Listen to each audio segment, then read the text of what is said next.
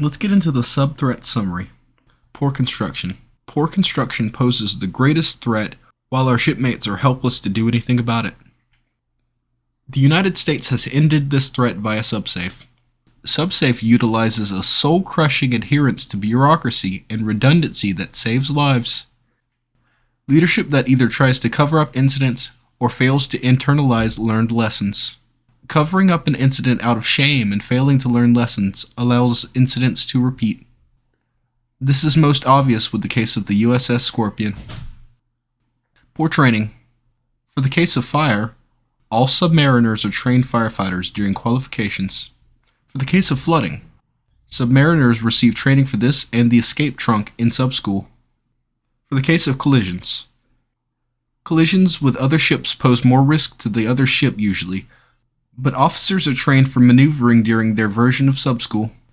Running aground.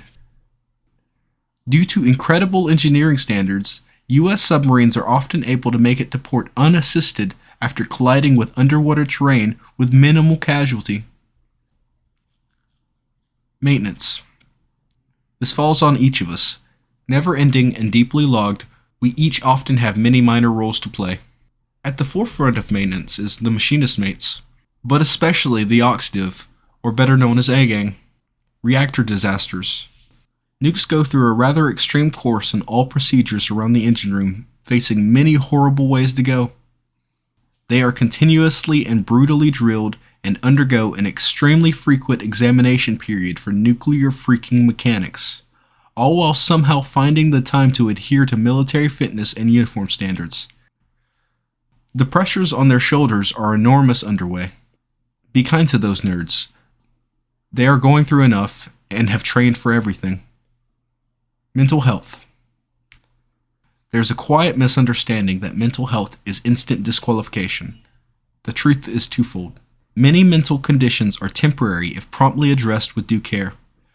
Some are manageable without medication through practices in therapy and could maintain your submarine career.